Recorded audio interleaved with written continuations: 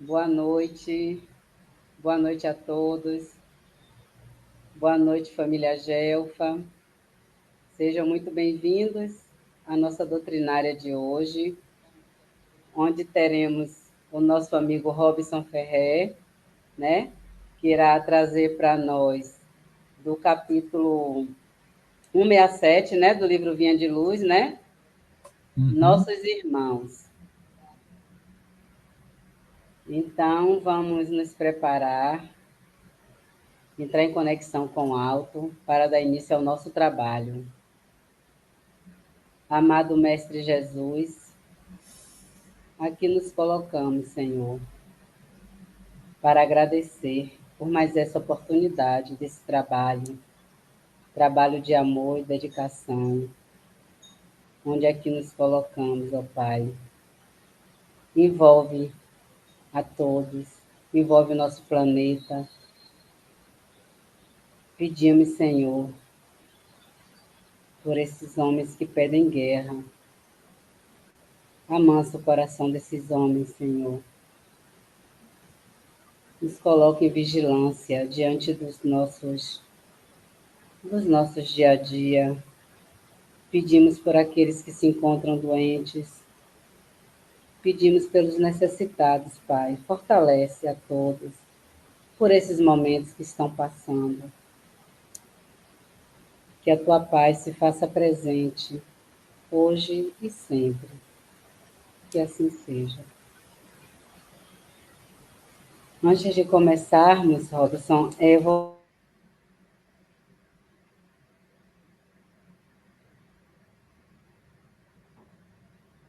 Travou.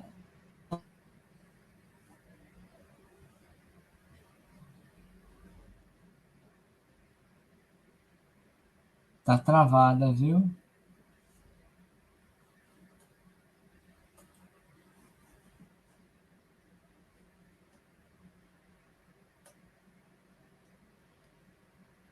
Quer que eu comece?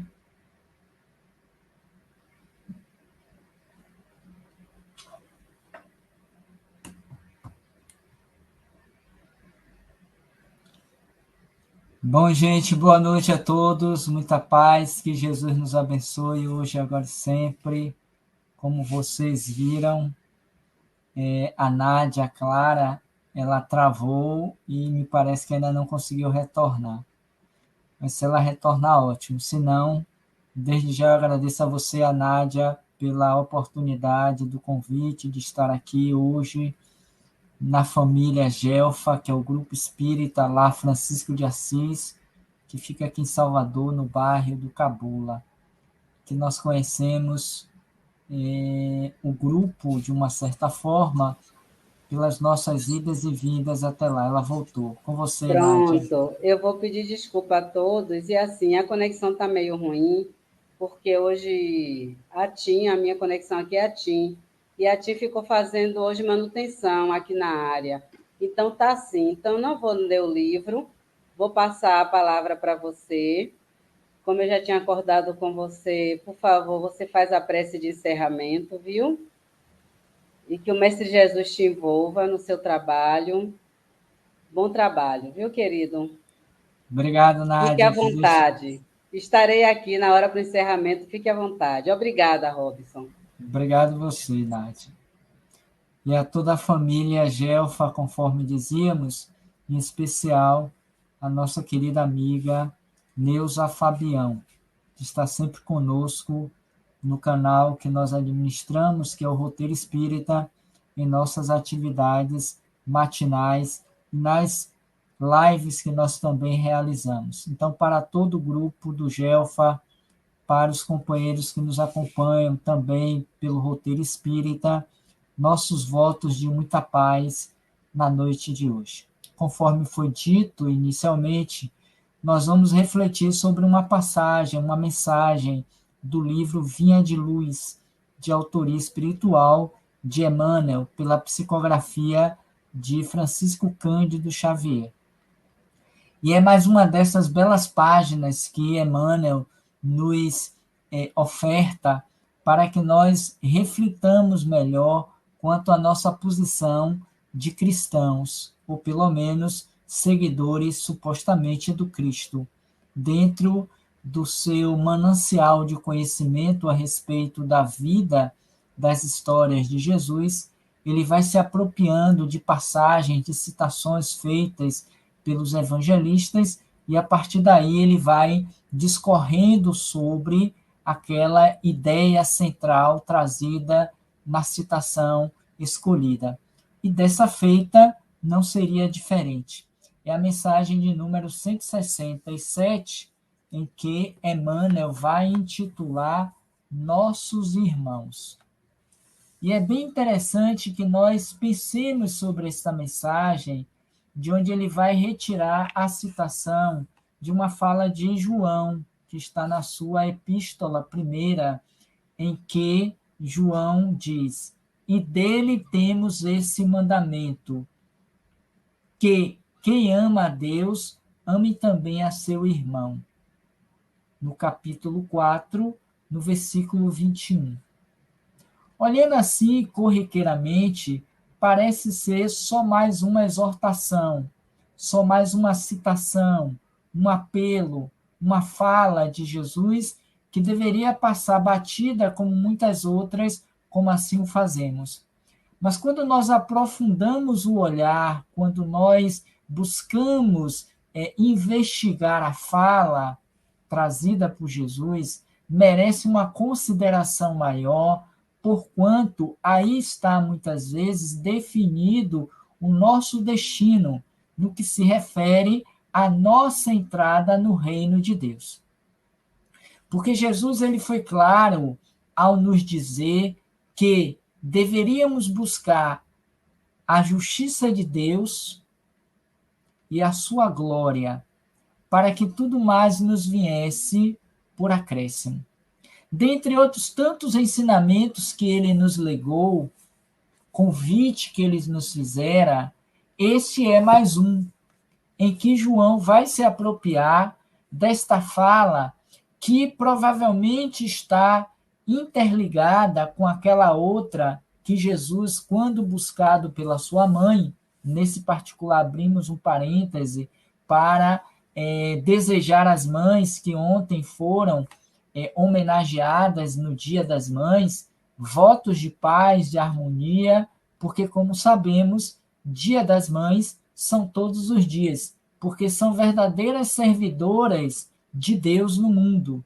Diz um ditado que Deus não podia, se deu conta de que ele não podia fazer todas as coisas ao mesmo tempo, ele então teve uma grande ideia, que foi criar a mãe, porque seria aquela servidora mais fiel das suas atividades. Então, para todas as mães aqui presentes, seja pelo canal Roteiro Espírita, seja pelo canal do Gelfa, nossos votos de paz, de harmonia. Então, voltando à passagem em que Jesus se apropria desse momento de encontro entre ele, sua mãe e seus irmãos, porque já há algum tempo estes lhe procuravam.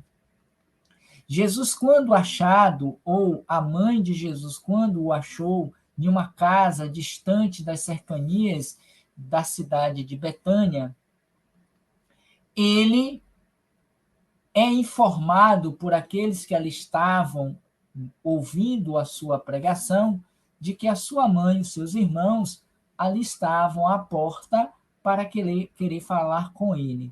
Jesus, então, ao ouvir aquela informação, volta com um questionamento, que a princípio parece ser desdenhosa, que parece ser contrária ao ensinamento que ele próprio exortava, que ele próprio pregava, advindo daquele seu antecessor, Moisés, quando estabelecera, salvo engano, no 4º ou no 5º mandamento, que todos nós deveríamos honrar o nosso pai e a nossa mãe. Jesus se utilizou isso como preceito, a ponto de nós termos, no Evangelho segundo o Espiritismo, no capítulo 14, exatamente esse mandamento: honrai o vosso pai e a vossa mãe, a fim de viver de longo tempo na terra, como sendo um primeiro princípio para a conquista da felicidade e o passaporte ao reino dos céus, que é o respeito, a consideração, o amor, o devotamento, a abnegação que nós, filhos, devemos ter para com os nossos pais. E, em particular, a nossa mãe. Então, Jesus, quando ele ouve aquela informação, ele vai questionar: quem é a minha mãe? Quem são os meus irmãos? E aquilo chocou a plateia, a multidão que ali estava. Mas ainda assim, voltando-se agora em contrarresposta àquelas pessoas que ali estavam e ouviam-no, ele dizer: a minha mãe e os meus irmãos são todos aqueles que fazem a vontade do meu Pai que está nos céus. Então, mais tarde, Jesus vai trazer esse mesmo apontamento dentro de uma outra fala, na qual ele vai expressar a necessidade de amar a Deus sobre todas as coisas e ao próximo como a si mesmo. Como sendo esse próximo aquele que nós devemos considerar como irmãos, porque todos somos filhos de Deus. Todos nascemos de uma mesma árvore genealógica, cuja origem, cujo criador não é outro senão Deus, nosso Pai. Conforme ele também vai dizer que eu trabalho e o meu Pai trabalha ainda hoje, querendo referir-se que o universo é um constante ato de criação, de que Deus está criando, trabalhando constantemente, incessantemente, cabendo a nós, seus filhos, também mantermos a mola propulsora do progresso e da evolução a partir do trabalho. E aqui não se refere apenas ao trabalho material, mas também, sobretudo, ao trabalho que devemos fazer no sentido da nossa evolução moral e espiritual. Coisa que ainda não entendemos. Nos aficionamos tão somente à perspectiva do trabalho material, lucrativo. Mas vamos encontrar no Livro dos Espíritos, no capítulo referente à lei do trabalho, na terceira parte, que trata das leis morais, uma das respostas a Kardec, quando esse vai questionar a respeito do trabalho. O que seria de fato trabalho? E os espíritos vão dizer que todo serviço útil que promove o crescimento, que melhora as condições humanas e sociais, deve ser visto como trabalho. Porque o trabalho não deve ser apenas de uma forma remunerada, mas o trabalho voluntário, o trabalho de dedicação, de amor, de troca espontânea, aos olhos de Deus, deve ser considerado como algo importante. Então, voltando mais especificamente a essa citação de João, nós vamos entender que Jesus considera o nosso irmão, ou os nossos irmãos, como sendo aquele mais próximo de nós, ou ainda aquele distante que nós nos aproximamos dele. Aqueles com os quais nós convivemos e dizemos amá-lo. Porque nessa citação que repetiremos agora, em que João vai considerar em 4:21 a fala de Jesus, quando esse disse: e dele, Jesus, temos este mandamento, que quem ama a Deus, ame também a seu irmão.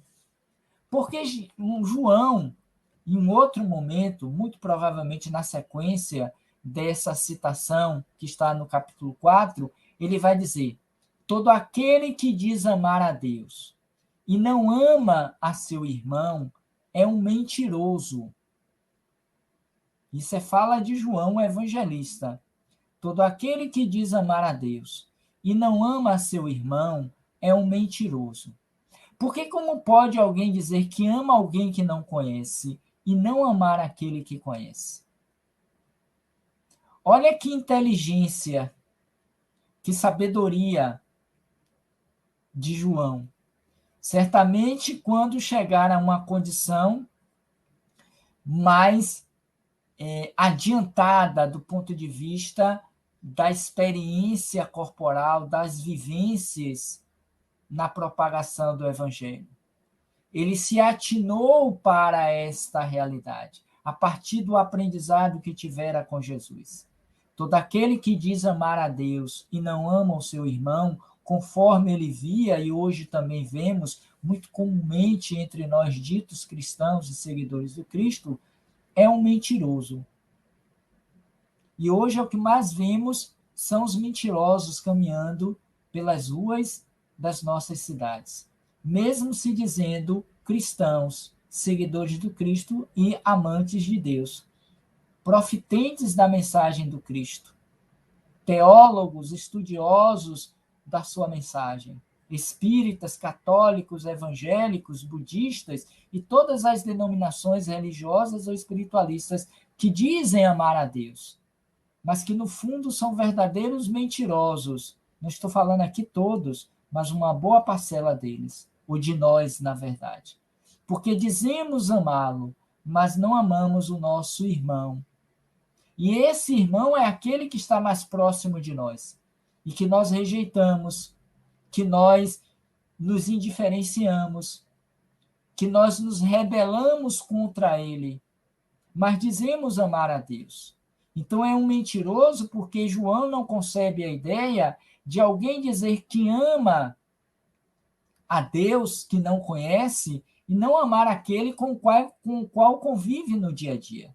Isso é muito comum no ambiente familiar, doméstico, no ambiente de trabalho, porque o ambiente de trabalho é a nossa segunda casa, é o local onde nós passamos muito mais tempo do que dentro da nossa própria casa, dito lar.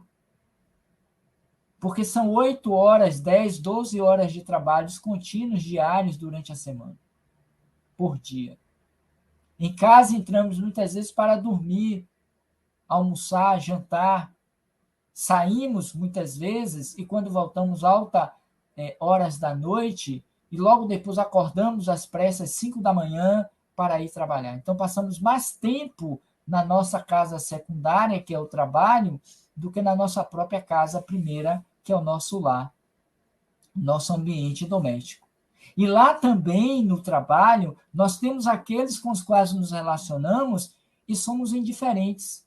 Não os amamos, não estabelecemos relações de concórdia, de afetividade, de amorosidade. Existem rixas, inimizades, brigas. Nós muitas vezes nos suportamos para não sermos demitidos, mas olhamos os nossos pares, os nossos superiores ou inferiores com desdém, com desvalorização humana. Não os reconhecemos como filhos de Deus. Por extensão, não são nossos irmãos. No ambiente doméstico não é diferente. Quantas dissensões, quanta falta de amabilidade, quantas discórdias, quantas brigas, palavrões, xingamentos, desrespeitos encontramos diuturnamente nos nossos lares, a ponto de nos separarmos, nos odiarmos, não falarmos uns com os outros, mas dizemos amar a Deus. Nós pegamos a Bíblia ou o Livro dos Espíritos e nos encaminhamos para as nossas denominadas sessões religiosas, nossas instituições que vamos cultuar a Deus.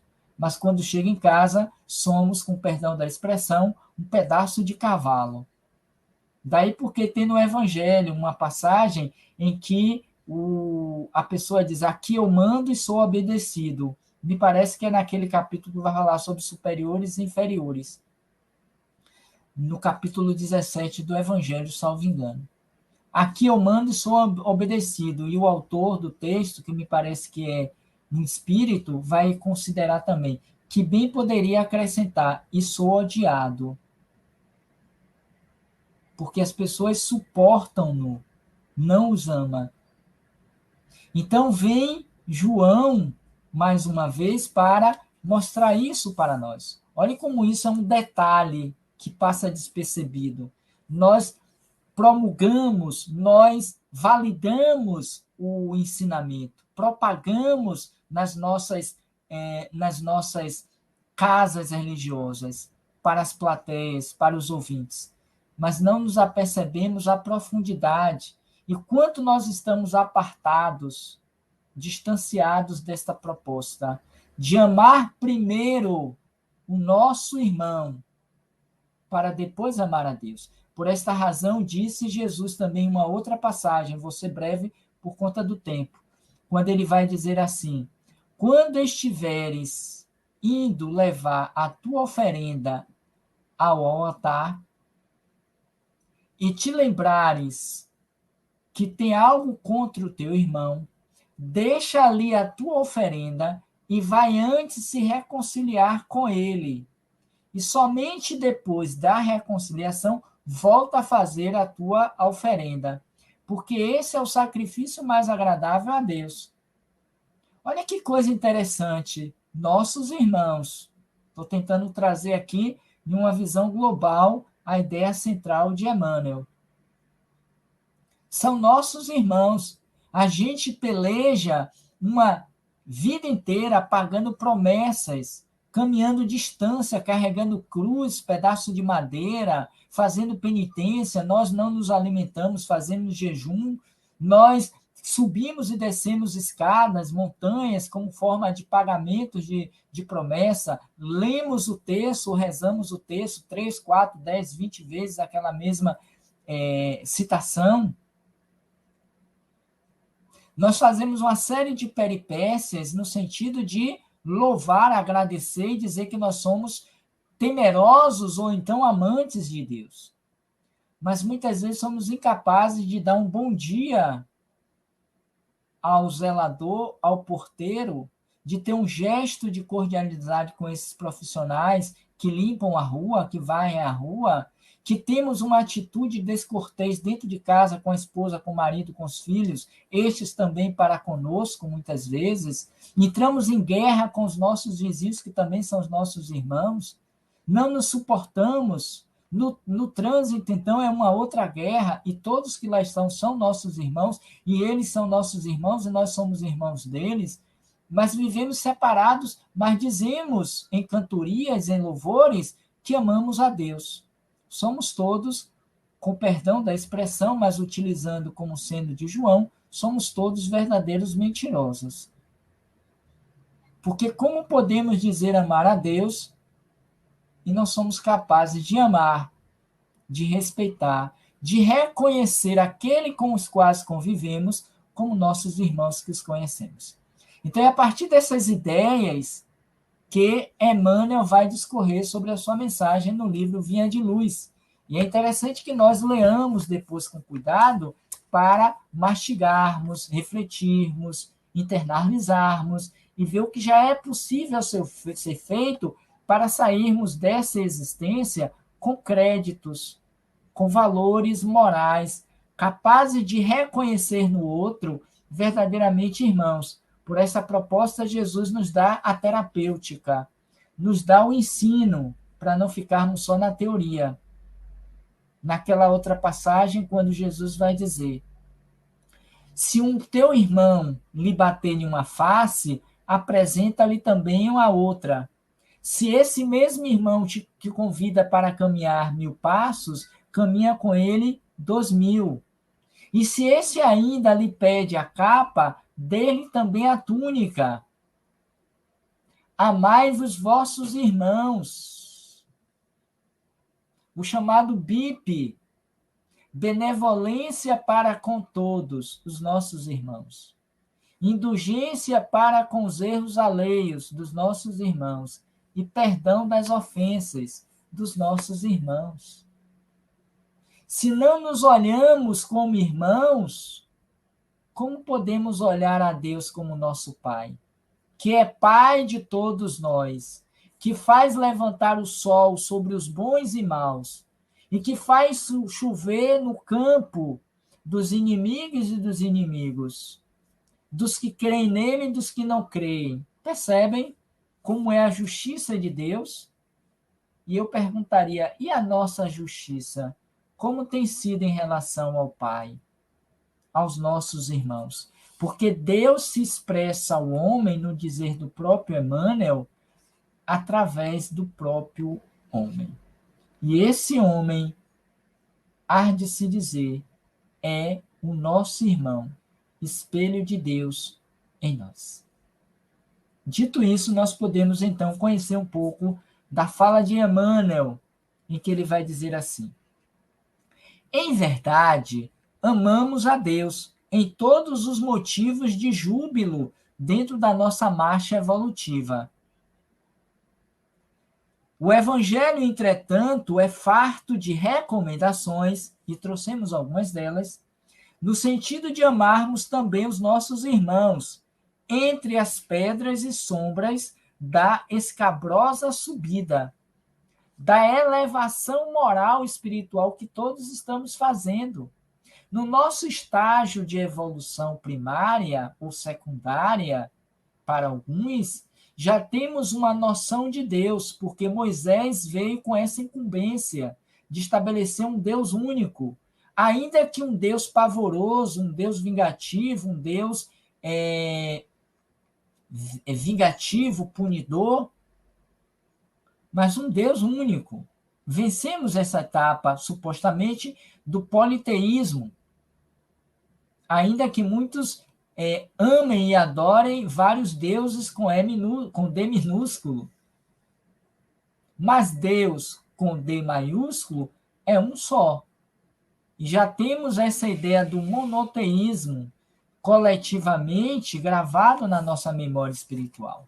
Por isso que ele começa dizendo, em verdade, amamos supostamente a esse Deus em todos os motivos de júbilo dentro da nossa marcha evolutiva. Seria mais ou menos assim, quando dá certo, quando Deus nos serve, atende os nossos pedidos, nós o amamos. Poxa, Deus foi bom, Deus é fiel, Deus é amigo, foi legal comigo. Ó Deus, obrigado, viu, porque você fez isso para mim, me ajudou nessa ou naquela situação, me tirou dessa ou daquela, como é que diz? Enrascada, e por aí vai. Mas se Deus não atende os nossos apelos, Deus não quer nada comigo, eu não nasci com a sorte grande, Deus quer me punir, quer me castigar. Deus não é esse Deus tanto que dizem ser, mais ou menos assim. Entretanto, todavia, o Evangelho é farto de recomendações, no sentido de que nós devemos amar os nossos irmãos, entre as pedras e sombras da escabrosa subida de elevação à montanha, que nos reconheceremos todos filhos de Deus. E esse momento é o momento da separação dos que continuarão subindo a montanha, daqueles que ficarão temporariamente na planície, na base da montanha, porque não conseguirão divisar a grandeza do planalto à sua frente. Mas seguindo ele vai dizer, certo, a palavra da boa nova não se reporta aos companheiros amados e felizes que já solucionaram conosco as questões de harmonia mental, e sim aos que respiram em nossa atmosfera, exigindo auxílio fraterno e seguro. Quando o Evangelho nos recomenda amar os nossos inimigos ou os nossos irmãos não são aqueles com os quais nós temos um ato de amor, um gesto de carinho. Aqueles que reconhecemos fazer parte da raça que pertence a José. Não estou falando daqueles que dizemos ser alma gêmeas da minha alma. Aqueles que já temos uma afinidade, porque já nos reconhecemos amantes, no sentido mais amplo da questão, um do outro. Aqueles que dedicamos carinho, amor e atenção, como as mães fazem para com seus filhos, de um modo geral. Mas exatamente para aqueles que ele também recomendou amar, os inimigos, encarnados e desencarnados. Aqueles que nos são desafetos no trabalho, na escola, no ambiente social, no ambiente religioso, nos centros espíritas, nas igrejas, nos templos. Esses que vemos nas vias públicas mendigando, precisando de ajuda, e nós viramos a cara, nós os desdenhamos. As crianças que ficam nas sinaleiras de nossas cidades, e nós fechamos o vidro do carro ou aceleramos para que eles não cheguem, fazemos uma volta maior para não ter que parar naquela sinaleira para que eles não encostem. Aqueles que adentram as nossas casas inapropriadamente para nos lesar, levar os nossos bens materiais. São esses que o Evangelho nos recomenda amar, porque esses também, acreditem, são nossos irmãos. Porque existe apenas uma só família. Deixa eu aumentar aqui um pouquinho. Existe apenas uma família. Família estéril, que vai dizer Neio Lúcio em uma mensagem que lemos recentemente em Jesus no Lar. O família estéril, em que só haverá uma só família, um só pastor. É a proposta do Cristo. É a esses homens e mulheres, crianças e idosos, desnudos ou vestidos, que nós devemos amar. Há uma passagem também que Jesus pergunta a Jesus, ao Senhor, na verdade, quando é que tivemos com fome e te demos de comer? Com sede te demos de beber? Que te vimos nu e te vestimos? Que estava preso e fomos te visitar? E por aí vai. E o Senhor diz, todas as vezes que fizestes a um desses mais pequeninos, foi a mim que fizestes. Aí vem a outra turma e diz, mas Senhor, como é que nós tivemos com fome e com sede? Estiveste na prisão, não fomos te visitar? E fazem os mesmos questionamentos. Quando foi que isso aconteceu? Não nos lembramos. E o Senhor vai responder no mesmo tom. Todas as vezes que deixasse de fazer a um desses pequeninos, foi a mim que deixasse de fazer. Porque esses gestos simbolizam amor para com os nossos irmãos. Por extensão, amor a Deus. Então a gente vai entender porque João vai dizer, todas as vezes que dizemos que amamos a Deus e não amamos ao nosso irmão, é um mentiroso. Porque o amor verdadeiro a Deus começa nesses pequeninos necessitados da sinaleira. Daqueles que encontramos em via pública quando vamos caminhar, de manhã, fim de tarde ou à noite ainda, e que nos pedem pão, que batem a nossa porta e a gente não tem, ou quando fazemos, fazemos com desdém, ou com barganha para que Deus nos salve do inferno, das zonas umbralinas ou purgatoriais. É nesse sentido. Então, seguindo, Emmanuel ainda vai dizer, são eles. Quem são esses nossos irmãos? Eu trouxe de uma forma geral. Emmanuel vai mais na ferida, dizendo, os nossos irmãos doentes que reclamam remédio. Vão anotando, viu? Porque a lista é grande. Os nossos irmãos doentes que reclamam remédio. Os infortunados que pedem consolo. Os fracos que esperam defesa. Os ignorantes que anseiam por esclarecimento. Os desajustados que necessitam de compreensão. Os criminosos distanciados do socorro e da luz. Os insubmissos que nos desafiam à tolerância.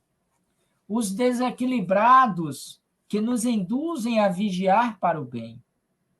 Os demolidores que nos oferecem o ensejo de reconstruir. Os revolucionários que nos auxiliam a reconhecer os benefícios da ordem. Os que nos ferem, ajudando-nos a desbastar as próprias imperfeições. Querem mais? Vamos lá.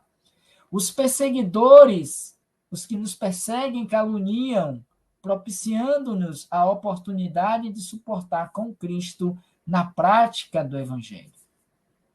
Esses são alguns desses nossos irmãos que devemos ter o exercício de amá-los. E eu perguntaria a vocês, você já parou para pensar sobre isso? Você já parou para refletir sobre isso? Que são esses nossos irmãos, e não aqueles que nos abraçam, que nos devolvem a capa, que nos convidam também para o banquete em nossas casas, porque os convidamos quando dá nossa vez a eles. Não são aqueles que têm uma atitude de misericórdia diante das nossas fraquezas e aflições. Não são esses que pagam pela minha alimentação, pela minha educação, pela minha segurança. Não são desses que Jesus está falando, mas desses que estão aqui por Emmanuel citados, e que correspondem àqueles com os quais convivemos todos os dias. Eu não vou ler todos eles, vou apenas citar alguns deles, só para memorizá-los. E pensemos, qual destes nós verdadeiramente amamos, ou pelo menos fazemos um movimento de amá-los, de reconhecê-los, irmãos, que talvez seja o primeiro passo para começarmos a amá-los. Porque não é o fato de estarmos em meio a muitas crianças, em um educandário infantil, que nós dizemos amar todas aquelas crianças que saem correndo, fazendo barulho, xingando, gritando, que a gente diz, é um amor, é uma gracinha, eu amo esses meninos. A gente ama quando muito nosso que fomos buscar naquele dia lá na escola, naquela festa. E quantas vezes olhamos para uma dessas crianças, que poderia ser a nossa criança, e dizemos assim, mas que criança insuportável, mal educada, que criança egoísta. Não é assim que muitas vezes a gente olha? Que criança feia. Isso para não dizer outras coisas. Mas que bem que poderia ser o nosso filho, a nossa criança. Porque, quiçá, um outro pai, uma outra mãe, um outro observador, em vendo o comportamento das nossas crianças, diriam provavelmente a mesma coisa. Estaria dizendo. Mas a gente acha que a nossa é a melhor de todas. Mas não entende que são apenas crianças. E como tal se comportam como crianças. E são comportamentos esses citados de crianças. Mas a gente não entende isso. A gente acha que a nossa criança é a mais bonita, é a mais inteligente, é a mais sagaz, é a mais educada dentre todas da festa. Voltando aos nossos irmãos, Emmanuel então diz, os nossos irmãos são os doentes que reclamam remédio. São os infortunados, são os fracos, os ignorantes, os desajustados, os criminosos. Será que reconhecemos neles os criminosos como nossos irmãos? Não. Porque senão não estaríamos pleiteando, advogando a pena de morte. A pena, como é que diz? A pena vital, alguma coisa agora que... A pena total, né? Aquela coisa... Fugiu agora o termo. Sabe? A pena máxima, me veio aqui. A pena máxima dos 30, 40, que morra, que apodreça, não é essa a expressão que nós usamos comumente? Que apodreça na cadeia. Mas a gente esquece que aquele que nós queremos que apodreça na cadeia pelo crime cometido tem uma mãe que está desesperadamente sofrendo porque o filho está preso e que muito provavelmente vai ter a pena máxima. E será banido da sociedade. E não entende a vida que esse ser teve. E aqui a gente não justifica os crimes cometidos, as insanidades. E não pensamos que esse que dizemos ser criminosos pode ser amanhã um dos nossos filhos. Sim, da nossa parentela corporal. E imaginamos menos ainda que um dia eu também posso ter sido um criminoso. Um relés que foi jogado dentro de uma cadeia e que morremos apodrecidos, porque ninguém veio defender os nossos direitos humanos. Mas hoje, em uma condição supostamente melhor, nós queremos cadeia, nós queremos pena de morte, nós queremos que decepse a cabeça dele para que ele desapareça do mundo, porque é um imprestável, só faz maldade. Como amar um sujeito, uma criatura dessa? Mas é Emmanuel, na fala de Jesus, nossos irmãos, é o tema central do trabalho de hoje. Ele é meu irmão, ainda que eu não o considere. E eu sou irmão dele, ainda que não reconheça. E posso ter sido tão criminoso um dia quanto ele o é hoje. Nós amamos o criminoso, nós amamos os submissos, aqueles que são contra as nossas posições, os desequilibrados que convivem conosco dentro do nosso ambiente familiar, pelas muitas ansiedades, pelo nervosismo, pelas exaltações, pelos comportamentos desfavoráveis que cometem, que a gente suporta porque não pode colocar para a porta para fora de casa, a gente tem que engolir seco. Mas se esquece que muito possivelmente, e nós vamos ver isso na última fala de Emmanuel, foram aqueles que um dia nós desequilibramos com a nossa conduta e comportamento, de pressão, de temor, de violência, de insubordinação, e que hoje volta para dentro do lar como meu filho, como meu marido, minha esposa, meu irmão, e que eu preciso tolerar, como diz aqui, que nos induzem a vigiar para o bem, a respeitá-lo e reconhecê-lo, meu irmão. São ainda, para fechar, os revolucionários que nos auxiliam a reconhecer os benefícios da ordem. São ainda os que nos ferem, ajudando-nos a desbastar as próprias imperfeições, porque nos reconhecemos quase iguais a eles. Podemos até não fazer a ação infeliz, mas desejamos que ele se fira por alguém que vai fazer para nós. Os que nos perseguem, nos caluniam, quantos são aqueles? Proporcionando-se a oportunidade de suportar com Cristo na prática do Evangelho. E aqui é um encerramento muito interessante esse. São nossos irmãos aqueles que nos caluniam, nos perseguem. Está lá no Evangelho, na fala de Jesus. Amai os vossos inimigos. Perdoa os que te ferem.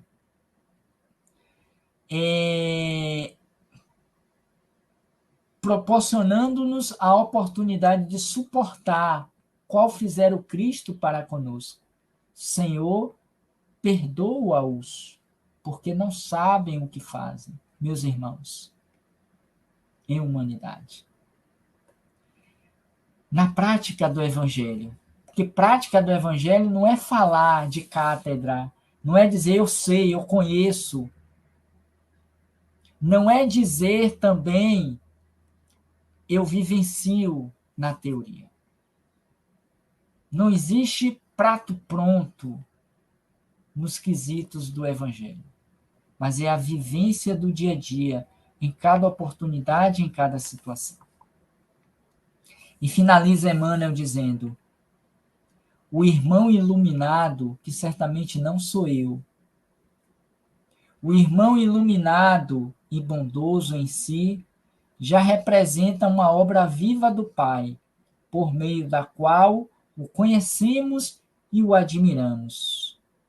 O irmão ignorante ou infeliz, porém, é uma obra que o céu nos convida a amparar e embelezar no rumo da perfeição, em nome do Todo Misericordioso. Sabem lá quem é o Todo Misericordioso? É aquele que dizemos amar. Já parou para pensar sobre isso também? Já parou para refletir sobre isso também? Que esse todo misericordioso, todo bom, é aquele que nós dizemos amar, a gente abre a boca e diz, eu amo a Deus. Será mesmo? Quando ele lhe favorece ou quando ele lhe convida a embelezar no rumo da perfeição, em nome dele, todo misericordioso, aquele irmão ignorante ou infeliz, que é uma obra que o céu nos convida a amparar.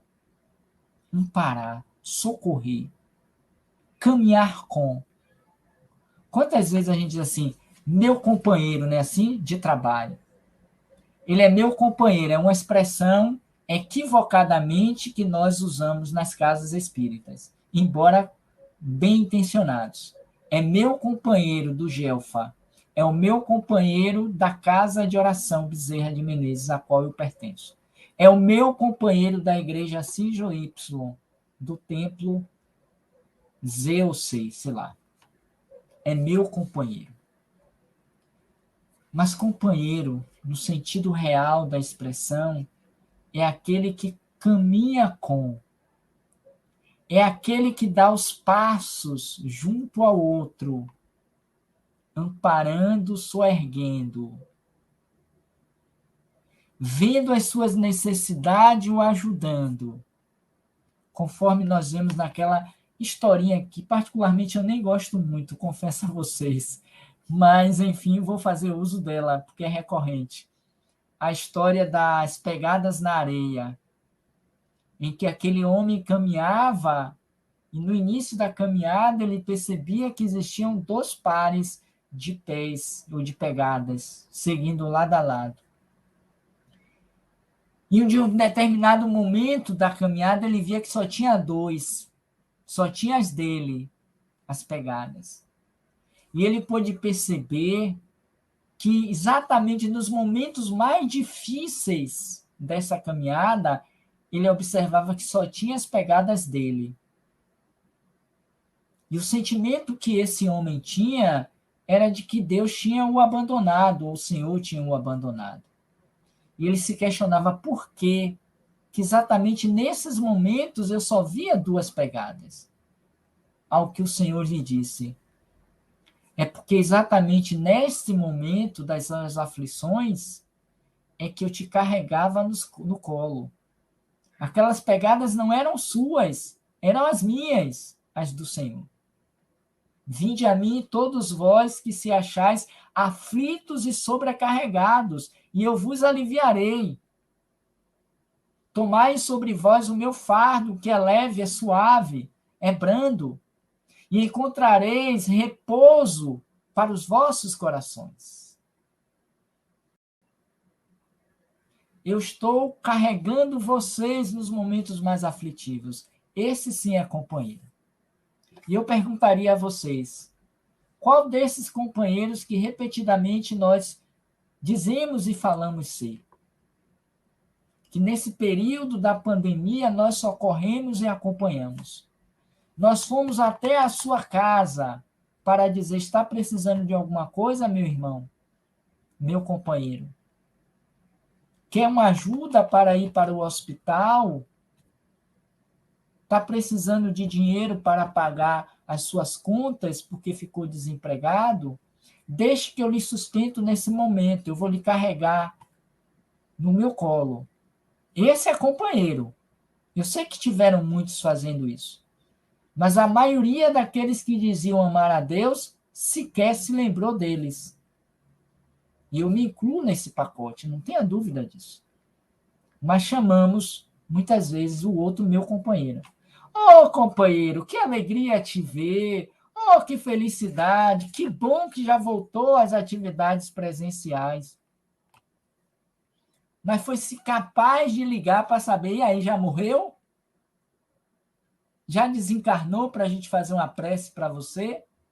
Porque estávamos preocupados sobrecarregadamente com as nossas necessidades. Podemos considerá-los como nossos irmãos? Não. Não na prática do Evangelho. Embora reconhecendo que estamos no esforço de, e é nobre, é apenas uma reflexão. É apenas um chamamento de Emmanuel, não é de Robson. Eu estou tentando apenas trazer para a prática, traduzir imperfeitamente como mensageiro a mensagem. E a gente precisa pensar nessa perspectiva, porque senão está se enganando. E é o que mais acontece antes de encerrar, que é a gente desencarna, porque vamos todos, acreditando porque estive 20 anos no Gelfa, 30 anos na Cobem fazendo palestra, eu já estou iluminado. Eu já sou esse que ele disse, Emmanuel, o irmão iluminado e bondoso, que eu sei que eu não sou.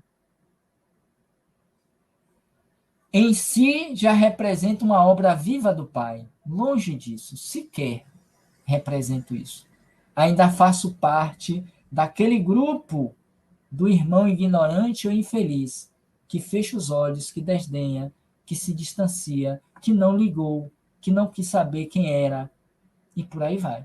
Embora o exercício de melhoria, não tenha dúvida disso. E não me arrependo, porque já fui pior.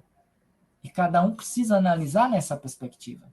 Senão a mensagem será apenas mais uma dentre as 300 e tantas, 200 e tantas que tem nesse livro Vinha de Luz.